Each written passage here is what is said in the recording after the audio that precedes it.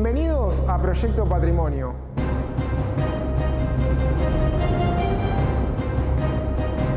Nuestro trabajo es realizar un relevamiento de las técnicas y oficios que se utilizan habitualmente en el proceso de restauración y puesta en valor de un bien patrimonial. Esto es muy importante, ya que algunas de estas técnicas históricas se han perdido con el tiempo. Incluso hay materiales que ya no se consiguen. Nos proponemos hacer un relevamiento fotográfico que dé cuenta de la recuperación de técnicas y oficios que sirva para futuras intervenciones.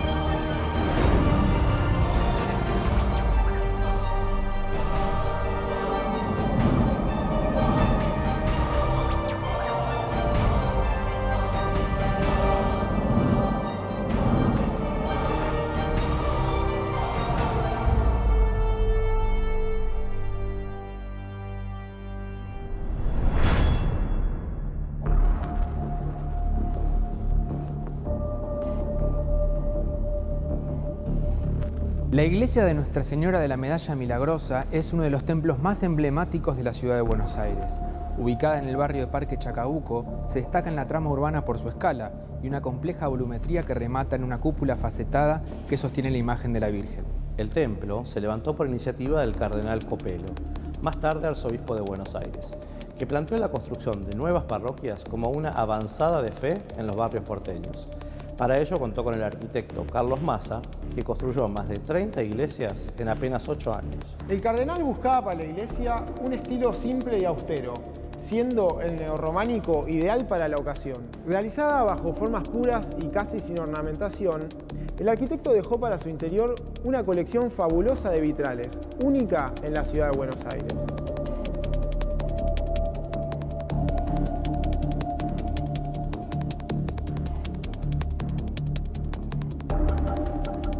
La advocación de la Virgen de la Medalla Milagrosa tiene su origen en Francia y está ligada a la Congregación de las Hijas de la Caridad, orden creada por San Vicente de Paul. Según la tradición, la Virgen se apareció en 3 oportunidades a la hermana Catalina Labouré en el año 1830. Las bizantinas llegan a nuestro país en 1859, pero el santuario de la Medalla Milagrosa recién se hará realidad en el siglo XX. Las obras de la iglesia comienzan en 1938 y el templo se inaugura en noviembre de 1941. El edificio fue declarado Bien de Interés Histórico Artístico Nacional en el año 2009.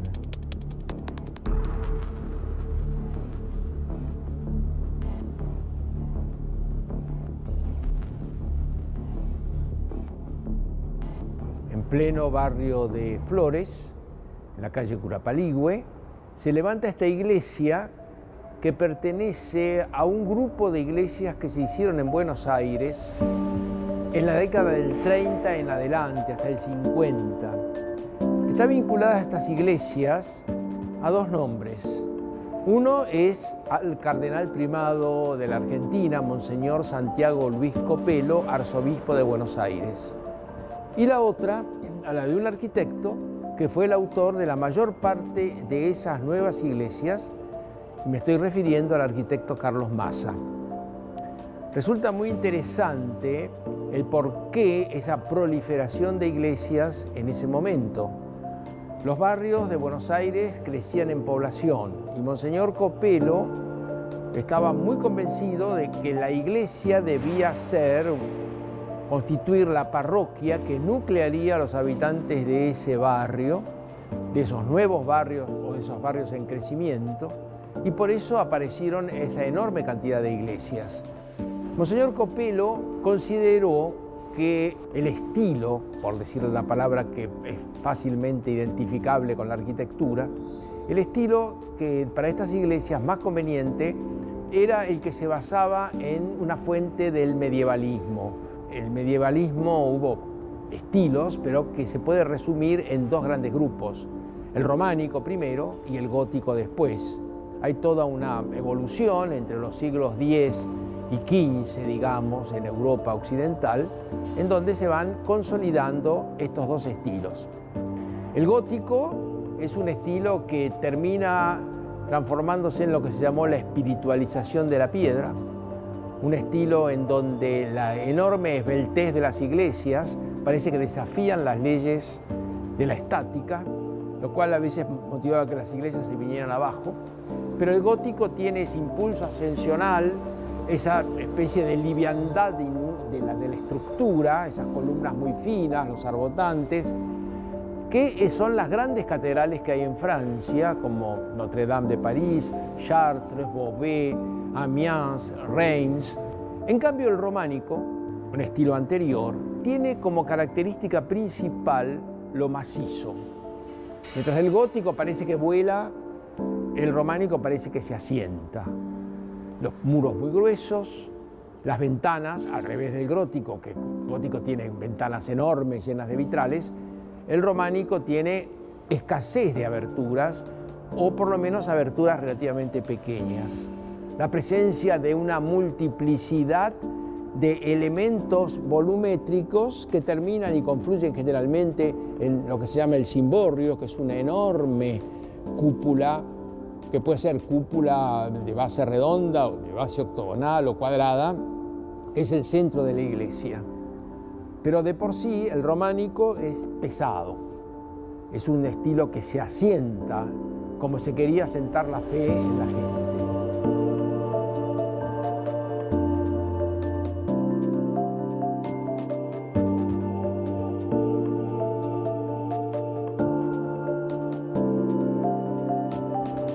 Con el tiempo, ustedes saben que el siglo XIX, el siglo XX, principios del siglo XX, la arquitectura histórica o basada en fuentes históricas es la que caracterizó precisamente a todas las manifestaciones arquitectónicas.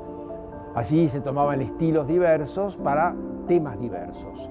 Los grandes palacios del Congreso se hacían en estilo romano, es decir, copiado de lo romano, y las iglesias se hacían en estilos medievales.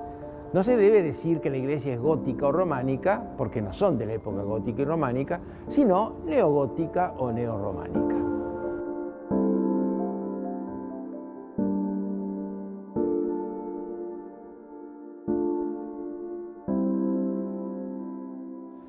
La restauración de los vitrales es la primera de varias etapas en el plan director para la restauración y puesta en valor de la iglesia de Nuestra Señora de la Medalla Milagrosa. Hace apenas algunos meses comenzaron los trabajos en el rosetón y en las puertas de la fachada principal. El proyecto está financiado a través del Programa de Mecenazgo Cultural de la Ciudad de Buenos Aires y es producto del acuerdo y la articulación disciplinar entre dos unidades académicas de la Universidad Nacional de San Martín, el Instituto de Investigaciones sobre Patrimonio Cultural y el Instituto de Arquitectura y Urbanismo.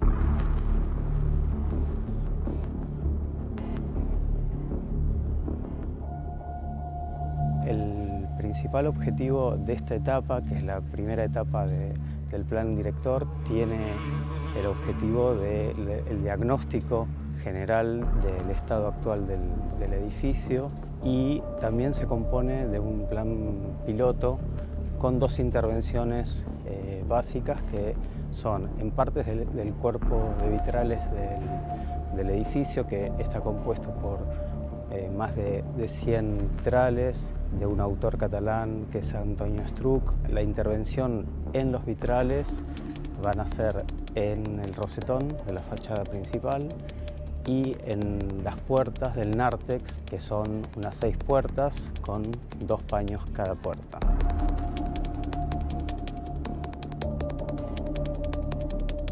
Comenzamos hace 3 semanas con el proceso de restauración del rosetón de la Medalla Milagrosa. Las primeras etapas son las del desmontaje de los paños de vitrales. Una vez que nosotros los vamos desmontando, los vamos poniendo en el taller de obra y de sitio, que es sobre las mesas para poder ser trabajados. Antes que eso se sacan todo lo que son las varillas o los contramarcos que estaban soldados en este caso. Una vez hecho eso, lo que empezamos a hacer fue sacar todo lo que son los vidrios de protección que daban al exterior y que estaban justamente pegados contra los paños de vitral.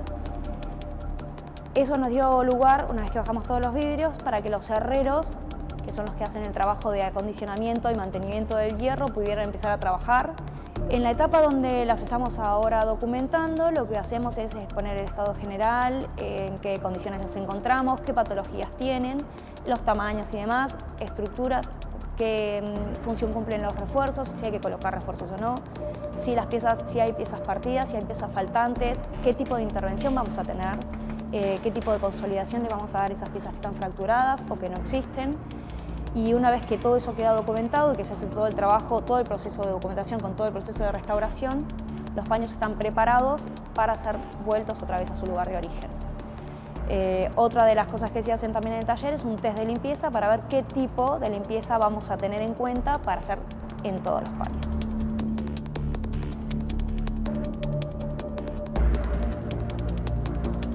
El equipo de UNSAM está compuesto por investigadores y profesores de la propia universidad, de 2 unidades académicas, de la Unidad de Arquitectura y Urbanismo y de Tarea, que es el Instituto de Conservación del Patrimonio Cultural, y está compuesto por una base de arquitectos que estamos haciendo todo el relevamiento del estado actual, rehaciendo planos y haciendo mapeos de patologías sobre los paramentos y sobre distintas superficies arquitectónicas.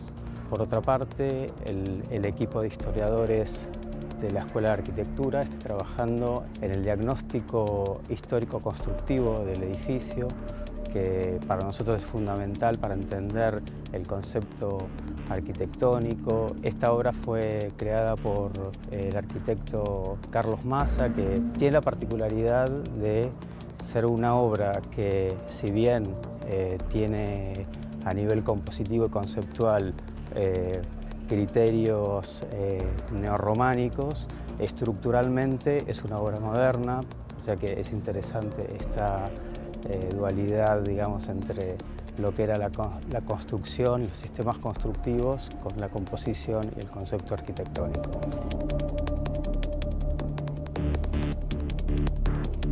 Para la universidad es muy importante poner en relación y en diálogo el conocimiento de la propia institución. El objeto, si bien es la restauración y la conservación, pero es poner en tensión el conocimiento.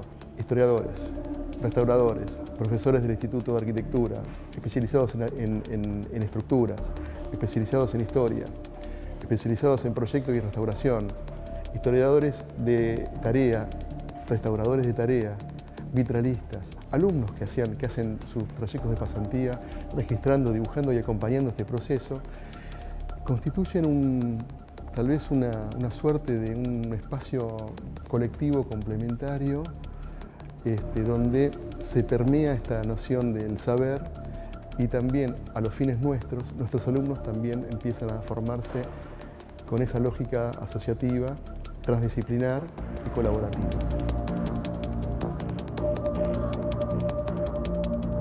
El proyecto de la Medalla Milagrosa es uno de estos proyectos que involucran restauro artístico y arquitectónico.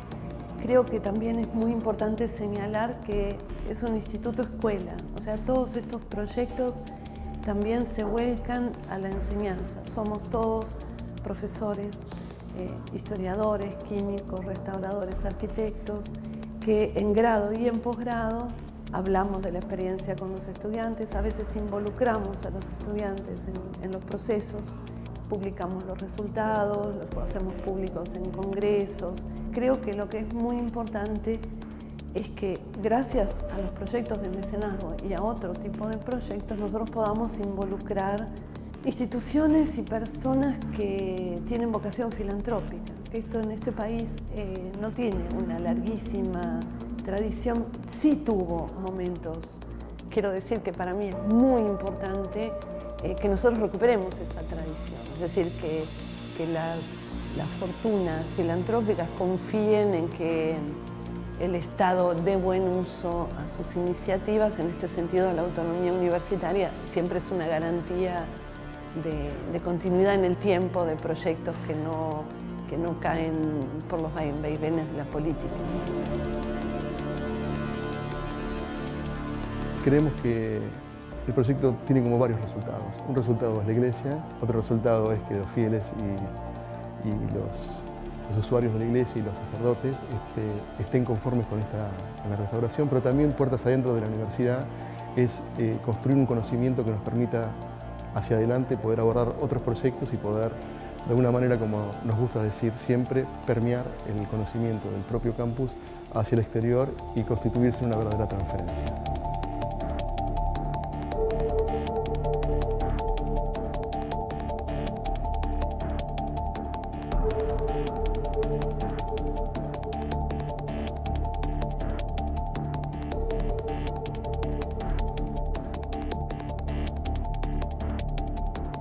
El conjunto de más de 100 vitrales fue realizado por el artista catalán Antonio José Estruch, quien trabajó en muchas iglesias de nuestro país y en tradicionales cafés porteños, entre los que se incluyen el Tortoni y las Violetas.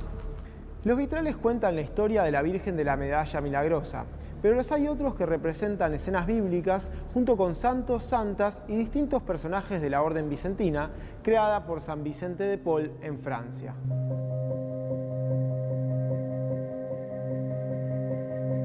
En esta primera etapa, el trabajo se basa en la restauración del rosetón y de las puertas del nártex, es decir, las puertas principales de la Medalla Milagrosa. Parte de la restauración del rosetón, o lo más importante, es que los vidrios de protección estaban pegados a los paños y esto generaba una cámara de humedad, la cual generaba patologías en las pinturas. Por lo cual, dentro de la restauración lo que se hace es separar el paño de los vidrios de protección para generar una cámara de aire con entrada y salida para que ellos puedan respirar y no se genere este espacio de humedad. Se desmontaron los vitrales en la primera etapa, se bajaron, se trabajaron en el coro, comenzó la documentación de los paños de vitral, se sacaron fotos previas a la restauración y una vez hecho eso se comenzó con los test de limpieza y la limpieza de los paños. En esta etapa de montaje entonces comenzamos colocando los vidrios de protección, después viene una varilla de aluminio que está perforada específicamente en un sector que es el mismo que se hizo la muesca en los paños de vitral, donde se modificó, para que después, al colocar el paño de vitral, haya una entrada de aire por la parte superior de los paños y salida por la parte inferior.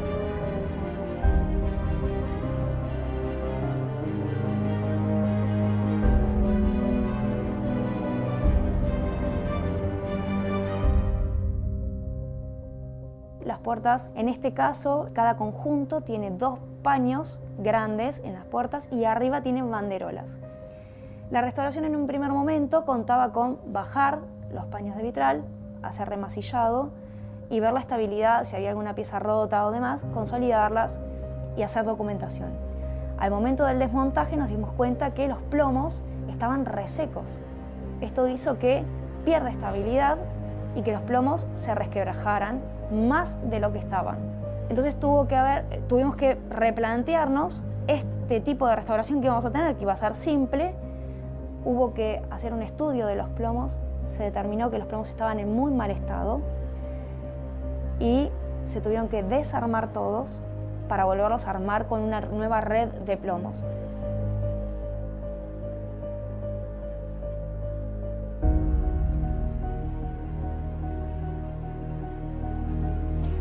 Bueno, acá lo que tenemos es el diseño previo que hicimos con el paño todavía armado.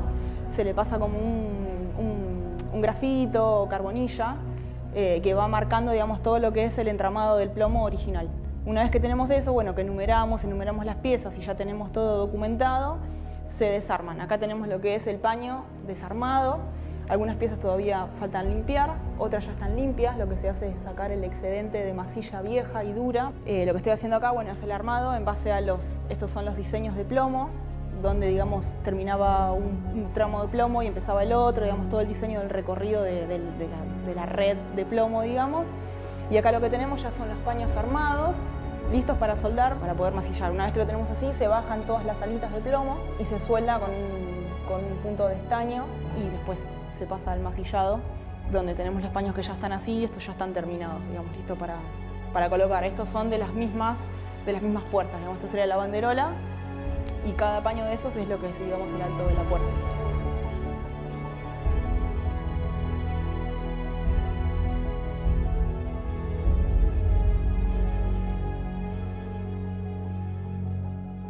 El trabajo de restauración de vitrales requiere de un exhaustivo estudio, no solo de los motivos decorativos, sino también de los soportes, las grisallas y los pigmentos, que permiten intervenirlos de manera que vuelvan a lucir su esplendor original. Si bien hoy se cuenta con herramientas y tecnologías contemporáneas, la intervención sobre un vitral se basa en las técnicas originales con las que fue concebido y en los métodos que se utilizan desde la Edad Media.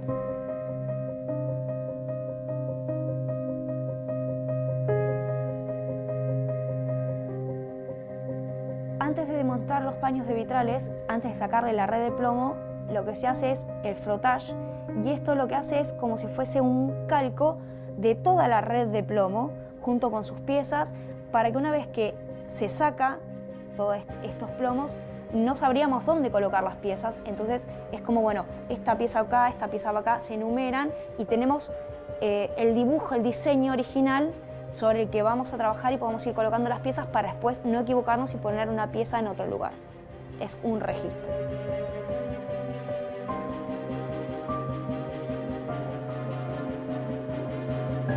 Una vez que se desarma, se consolidan las piezas que están fracturadas o se lleva, digamos, a un criterio que se hace, digamos, si es estético o si se consolida para que no se vea la fractura, si es alguna pieza muy emblemática, si es el rostro o si está cortando con algo del diseño, se consolida. Y después, bueno, se pasa a lo que es la limpieza de las piezas, detalles específicos de alguna patología en especial, si las tiene, y después se pasa a lo que es el armado. Y bueno, acá es lo que estoy haciendo ahora. En base a lo que tengo acá, que es el frottage, que es esto que es el diseño, se van pasando las piezas y acá es como, digamos, el diseño del recorrido de cómo estaban los plomos originalmente, básicamente. Midiendo para que después no nos quede ni grande ni chico, porque después tenemos que ponerlo en el mismo lugar donde estaba, digamos. Entonces se va armando y se van tomando las medidas en base a lo que tenemos el diseño, que era lo que habíamos sacado previamente. El paño estaba muy endeble, cuando lo sacamos, digamos, nos dimos cuenta que estaban muy deteriorados, así que hubo que cambiarlos todos. Por lo general se mantiene todo lo que es original, trata digamos, de conservarse, pero en este caso no, los plomos no se pudieron conservar. Ya no estaban cumpliendo, digamos, su función estructural, básicamente.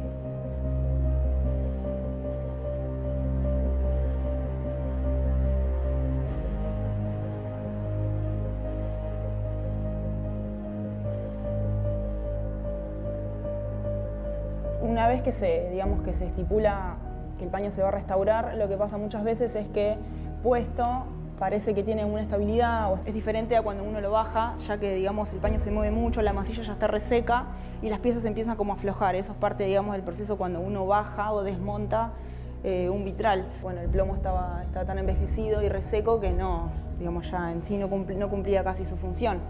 Entonces se tomó la decisión de desarmarlos. Este trabajo es un trabajo muy interesante, muy importante en cuanto al taller que realizó los vitrales, que fue Struch, como también por la magnitud de la cantidad de sus vitrales. ¿Quién fue Struch para nosotros en Argentina? Fue el taller argentino que más vitrales realizó.